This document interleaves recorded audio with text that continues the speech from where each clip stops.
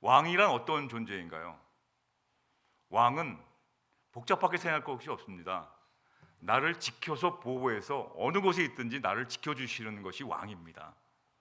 나를 다스려 주시는 겁니다.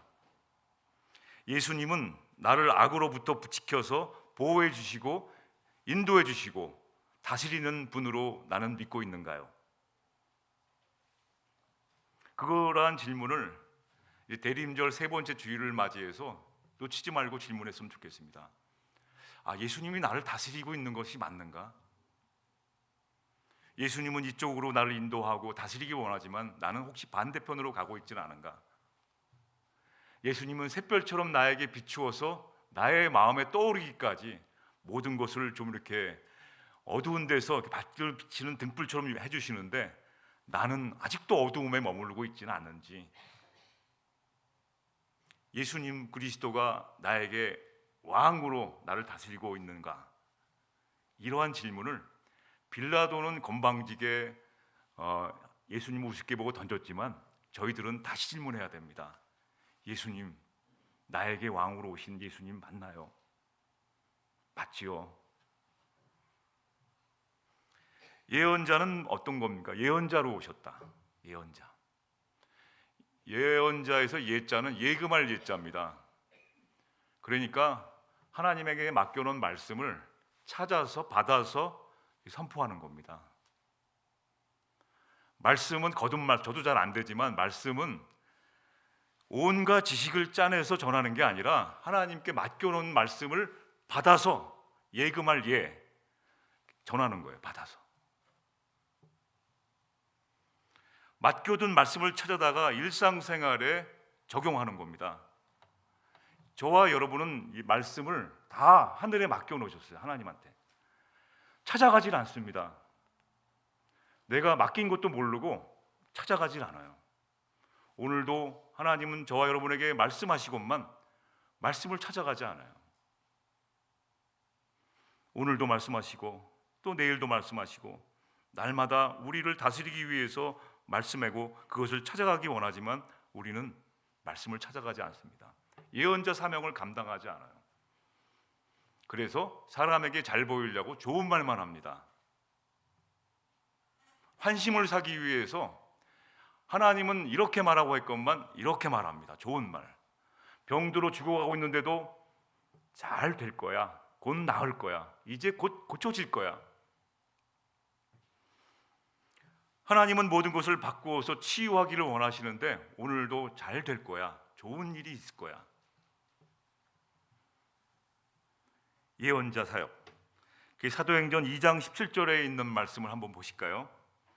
하나님이 말씀하시기를 말세에 내가 내 영을 모든 육체에 부어주리니 너희 자녀들은 예언할 것이요. 하나님은 말세에 말씀을 부어주기 때문에 자녀들은 예언을 한다는 것이 예언. 젊은이들은 환상을 보고 노인들은 꿈을 꾼다는 것이죠. 김준호 목사님은 이 말씀 받아갖고 꿈을 꾸는 무슨 마을인가 만드셔갖고 또 막 말씀하시더라고요. 빌라 아니 실버타운을 만들어갖고 막 하시는 걸 봤어요. 계속 받은 거예요. 예수 그리스도를 예언자라고 하는 이유는 뭐냐면 하나님의 뜻과 진리를 받아다가 사람들에게 전하라는 거예요. 전하다. 내 얘기하지 말고 하나님의 말씀 받은 걸 전하는 것이죠. 그래서 하나님의 말씀을 대신 전해주신 예언자 사역이 예수님의 핵심 사역입니다. 나에게 예수님은 예언자이신가요? 저는 예수님이 예언자라고 믿고 있습니다. 그래서 예수님이 나에게 하시지만 말씀을 하지 않으면 설교 준비하기가 굉장히 힘듭니다. 그런데 예수님이 저에게 말씀해 주시면 설교는 받아 적기만 하면 됩니다. 건방진 얘기가 아니라 그냥 적으면 돼요. 노트북을 펴고 그냥 적어내리면 됩니다. 이렇게 설교 준비하기를 평생 기도하는 것이죠. 받은 거 적어내리는 겁니다. 오늘도 주님이 저에게 하신 말씀을 받아서 여러분에게 전하는 것이죠. 모양을 꾸밀 필요도 없고 어떤 말씀으로 여러분 각자에게 들어갈지 몰라도 예수님은 예언자시라는 것이죠. 나는 예수님을 예언자로 받아들이고 계신가요? 세 번째, 제사장입니다. 제사장, 대제사장. 저희가 제사를 지내는 이유가 뭡니까? 구약에서 제사를 지내는 이유는 간단합니다. 하나님과 인간이 사이가 너무 멀어져 갖고 중재하는 거예요. 제사장의 역할은 하나님과 인간의 떨어져 있는 거리를 화해시키는 겁니다. 중재. 건너갈 수 없는 다리를 이어주는 역할이 제사 지내는 거예요. 희생 제물을 드리고 모든 것을 드려서 하나님과 막힌 담을 헐고, 그것이 바로 예수님입니다. 예수님은 자신의 몸을 다 드렸고, 제사장은 예물을 드리는 거죠. 계속 드리면서 이렇게 하고, 예수님은 다 드리셨어요. 그것을 위해서. 이러한 예수 그리스도의 3대 직무로는 오늘도 성령을 통해서, 교회를 통해서 계속 지속되고 있다는 것을 받아들이셔야 합니다. 빌라도가 두 번째 질문한 것이 무엇입니까, 여러분? 빌라도가 두 번째 질문한 것, 당신은 무엇을 하였느냐입니다. 예수님에게. 예수님은 우리를 위해서, 나를 위해서 어떤 사역을 하셨다고 여러분 보고 있나요? 마가복음 1장 14절 한번 보시겠습니다. 마가복음 1장 14절 15절 보시면, 요한이 잡힌 뒤에 예수께서 갈릴리에 오셔서 하나님의 복음을 선포하셨다. 때가 찼다. 하나님 나라가 가까이 왔다. 회개하여라. 복음을 믿어라. 옛날 성경에는 하나님 나라가 가까이 올 것이다 라고 되어 있는데, 그것이 아닙니다. 이 번역이 정확한 번역은, 새 번역으로 보니까 하나님 나라는 이미 도래했답니다. 왔다는 거예요. 이제 조금 있으면 올 것이 아니라 지금 와 있다는 것이죠. 예수를 잘 믿다가 이 다음에 죽어서 가는 것이 천국으로 저는 알았어요. 그러나 그것이 아니라 천국, 하나님 나라는 이미 와 있다는 거예요. 우리 앞에 와 있다에서 출발하는 것과 이 다음에 간다는 것은 엄청난 차이가 있는 것이죠. 와 있습니다. 하나님 나라는 여러분 잘 아시는 바실레이아, 나라, 하나님이 다스리는 나라, 통치, 그리스도가 인도하심을 따라가는 것, 그 나라입니다. 근데 우리는 하나님 나라에 살면서 내 마음대로 살고 있는 것은 아닌지 돌아보는 것이죠. 하나님 나라가 이미 있다는 거예요. 우리 앞에 그 나라에 살라는 것이죠. 그래서 하나님 나라에 살기 위해서 두 가지를 하라는 거예요. 회개하라는 거예요. 회개. 메타노이아는 엄마 지갑에 훔쳤던 돈을 기억했다가 내가 이러면 안 되지, 옛날에 그 했던 것을 다 끄집어내서 잘못했어요 빌라는 것이 아니라 삶의 방식을 바꾸라는 것이죠. 내 방식에서 하나님 나라가 하나님이 다스리는 그 통치로 받아들이는 겁니다. 그럴 때 복음은 굿뉴스, 그걸 받아들이라는 것이죠. 기쁜 소식이라는 것이죠. 오래전에 조폭두목을 두 명 알았습니다. 조폭두목, 이름만 대면 다 아는 조폭두목이 회개했어요. 또 하나는 유명한 도둑이 회개했습니다. 그래갖고 거리에, 목사님이 되셨어요. 그래갖고는 거리에 나가서 사람들의 발을 닦여주고 막 봉사하면서 눈물을 흘리고 안아주고 그런 걸 볼 때 참 부러웠어요. 야, 저렇게 강도짓을 하고 못된 짓을 다 하다가도 저렇게 목사가 되어서 열심히 사는구나, 부러워서 이렇게 있는데, 하나님이 그런 얘기 해주시더라고요. 쟤 얼마 못 간다. 아니나 다를까요? 1년도 못 가서 다시 똑같이 돌아가는 것이죠. 회개는 그러한 것이 아닙니다. 사람들에게 보이기 위해서 잠깐 변화되는 것이 아니라 삶의 방식을 바꾸는 거예요. 그래서 우리는 삶의 방식을 바꾸라고 그랬더니 완전히 집안을 다 뒤집어 엎는 것처럼 바꿔버리려고 합니다. 나 이제부터 완전히 전공도 바꾸고 모든 것을 다 바꿔서 새롭게 태어나려고 하는 것이 회개로 오해합니다. 세례 요한이 회개하라고 외쳤을 때 사람들이 그럼 어떻게 해야 됩니까? 라고 물었지 않습니까? 어떻게 하라고 그랬습니까? 세금 징수하던 건, 세금 징수하면 커미션이 나오니까 세금 징수를 막 백성들에게 했지 않습니까? 그러니까 회개를 하는데 어떻게 하면 좋냐? 그러니까 세례 요한이 뭐라고 그랬냐면 너 세금 징수하던 거 정직하게 하라는 거예요. 그게 회개입니다. 교회 맨날 늦게 나오다가 회개하는 것은 5분 전에 와서 찬양하고 준비하라는 것이죠. 그게 회개입니다. 거창하게 와서 울고 불고 하면서 주여 살려달라고 그렇게 외쳐갖고 새롭게 되라는 것을 원하는 것이 아니라 삶의 방식을 바꿔보라는 거예요. 바꿔보라는 거예요. 목사님이 되셔서 말씀을 전하라는 것이 아니라 삶의 방식을 전하라는 것이죠. 아침 식사 전에 성경 말씀을 먼저 먹어보는 겁니다.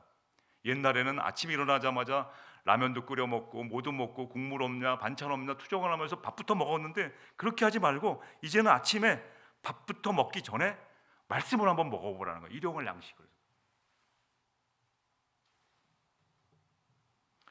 회개는 어정쩡한 중간 라인에서 안전한 라인으로 들어오라는 거예요. 중간 라인에 있어요. 저희는 중간 라인에. 요거 걸쳐 있는 거죠.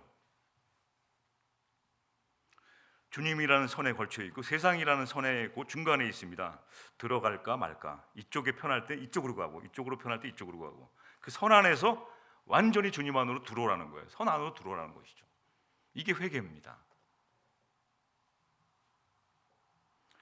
여러분 잘 아시겠지만 갈릴리 호수가 있지 않습니까? 갈릴리 호수. 제가 제 머리가 이제 사진으로 보면 되는데 저는 안 갔다 왔습니다. 사진에 보면 갈릴리 호수가 제 머리가 갈릴리 호수예요. 갈릴리 호수에는 물고기들이 펄떡펄떡 살아 있습니다. 근데 갈릴리 호수를 따라서 쭉 뭐가 하냐 요단강이 흐르지 않습니까? 맞죠, 목사님? 예. 갈릴리 호수를 쭉 요단강이 흘러가서 어디 가냐면 이게 여리고를 거쳐서 사해로 흘러갑니다. 사해가 맨 밑 밭에 있어요. 그러니까 갈릴리에 살아서 물고기들이 사서 펄떡펄떡 뛰는 물이 요단강을 물러서 쫙 가면서 사해에 가면 사해는 염분이 많아서 고기가 못 삽니다. 고기 가기 전에 여리고가 있어요. 물고기가 여리고까지 가기 전에 회개하지 않으면 어떻게 됩니까? 사해로 가는 거예요. 죽는 겁니다. 우리들에게 정해진 기간이 있어요. 갈릴리 호수에서 사해 가기 전에 여리고까지 가기 전에 물고기가 살아나려면 회개하는 것처럼 우리도 하나님이 이 땅에 맡겨준 그 시간 안에 회개하고 복음을 믿으라는 것이죠. 이게 예수님 사역이에요. 우리는 예수님의 사역 너무나 크고 복잡하게 생각합니다. 예수님은 이겁니다. 기쁜 소식을 이것이 기쁜 소식이라는 것이죠. 오래전에 이 공군 장교로 근무하던 목사님이 저에게 간증하신 것이 있어요. 우리 학생들은 다 안 들었는지 몰라도 오래전에 F-16 비행기 한 대가 몇 천억 되지 않습니까? 비행기 한 대 값이. 그 비행기가 비행장에서 떠오르자마자 바로 이렇게 추락했다고 합니다. 깜짝 놀란 거죠. 그 비행기 한 대가 뜨자마자 떨어졌으니까 얼마나 놀랍니까? 그래갖고 결론은 하여튼 뭐 조종사 과실로 해서 치부했지만 원인을 조사해 보니까 깜짝 놀랄 일이 있었습니다. 어떤 거라고 생각하십니까? 왜 떨어졌을까? 부품 결함, 뭐 결함 막 말이 많았지만 원인은 연료 주입을 안 하고 뜬 거예요. 비행기가. 관제사, 정비사, 조종사 이 체크업하는 라인이 굉장히 많은데 아무도 안 체크한 겁니다. 가장 기본 연료는 당연히 있겠지. 연료는 당연히 있겠지. 그래서 그 수천억 원 하는 비행기가 뜨자마자 연료가 없으니까 바로 떨어진 겁니다. 조종사는 탈출도 못하고 그런 과실이 실제 있었다는 것이죠. 이것은 무엇을 의미합니까? 설교에 인용하다 보면 이 기본적인 거 예수님이 이 땅에 임한 하늘나라 이미 와 있는 하늘나라에 우리가 살기를 원하시는데 거기에 살기 위해서 해야 할 것. 그래서 이사야 말씀을 인용해서 말씀을 하세요. 누가복음 4장 17절 19절을 보면 누가복음에서도 이사야 글을 예수님이 인용해서 말씀하세요. 이사야 글을 펼쳐서 이렇게 말씀하십니다. 곧 주의 성령이 내게 임하셨으니 이는 가난한 자에게 복음을 전하게 하시려고 내게 기름을 부으시고 나를 보내사 포로된 자에게 자유를, 눈먼 자에게 다시 보게 함을 전파하며 눌린 자를 자유롭게 하고 주의 은혜의 해를 전파하게 하려 하심이라 하였다. 이 가난한 자에게 복음이 들어가는 겁니다. 가난한 자라는 것은 뭐 하나 내세울 게 없는 사람을 말합니다. 여러분 가만히 보시면 내세울 게 많이 있는 것 같은데 얼마 없어요. 어떤 사람은 기억력이 천재일 정도로 너무 좋아서 자기는 왜 암기를 잘한다고 내세웠는데 이 설계 도면을 다 외우는 사람이 있어요. 설계 도면을 다 외워요. 그냥 보면은. 그러니까 얼마나 이 사람의 기억력이 놀랍습니까? 이 복잡한 설계 도면을 다 외웁니다. 그래서 뭐 좀 빌려달라면 설계 도면을 다 그려줘요. 이렇게. 가난한 자라는 것은 그 어떤 것도 자신이 내세울 것이 없는 사람입니다. 그 사람에게 복음이 들어온 기쁜 소식이 온 겁니다. 아, 주님이 다스리는 나라가 있구나. 그분의 통치를 따라가면 이렇게 되는구나. 그것을 받아들이라는 거예요. 포로된 자는 물론 전쟁에서 끌려간 자도 말하지만 이 포로된 자가 이 만몬신, 이 돈에 사로잡힌 사람들이 너무나 많아요. 억압되었어요. 돈에 사로잡힌 것. 돈에 억압된 만몬신에 억압당했습니다. 이 돈. 어떤 분이 은행에서 돈을 많이 빌려놓고서 늘 하는 말이 뭐냐면 나는 은행의 노예가 되어 있답니다. 은행이라는 것은 비가 올 때는 우산을 빌려주지 않고 비가 오지 않을 때는 우산을 빌려가라 하는 것입니다. 우리가 돈이 필요할 땐 잘 안 빌려줘요. 그런데 우리가 돈이 필요 없을 때는 자꾸 빌려가라고 그래요. 제가 모처럼 돈이 있었는데 은행에서 돈을 빌려주겠대요. 그래서 다른 사람 많이 빌려주십시오 그랬습니다. 눈먼 자라는 것은 사실 안 보이는 사람도 물론 해당되지만 눈먼 자라는 것은 이 땅의 것만 보이는 사람을 말해요. 눈앞에 보이는 것, 당장 먹고 살 거에만 허덕이는 사람이 눈먼 자입니다. 눈먼 자를 다시 보게 하는 거예요. 회개하고 복음을 받아들이면 다시 보여요. 저 너머에 있는 것, 나의 삶의 고생과 모든 수고 뒤에 보이는 이 주님의 광채가 보이는 겁니다. 어려움 뒤에 나타난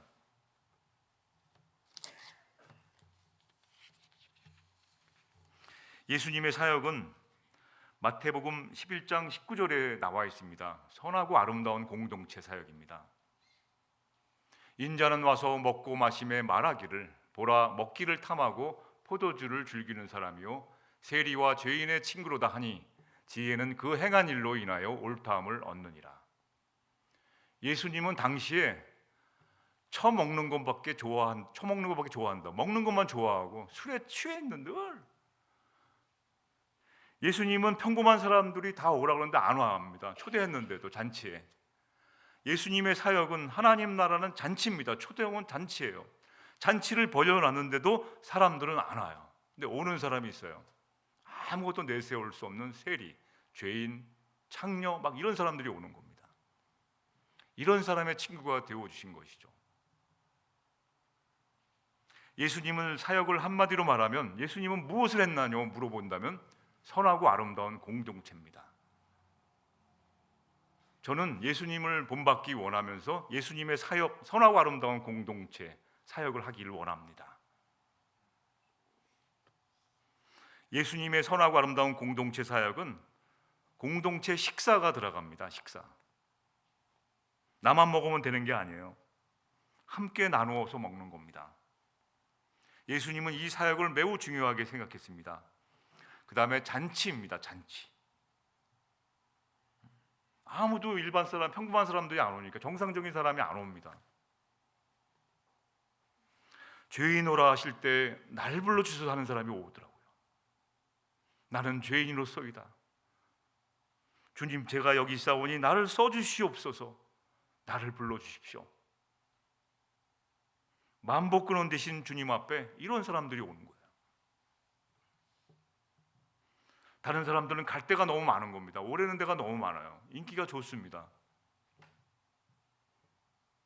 예수님의 사역은 세컨 찬스를 주는 겁니다.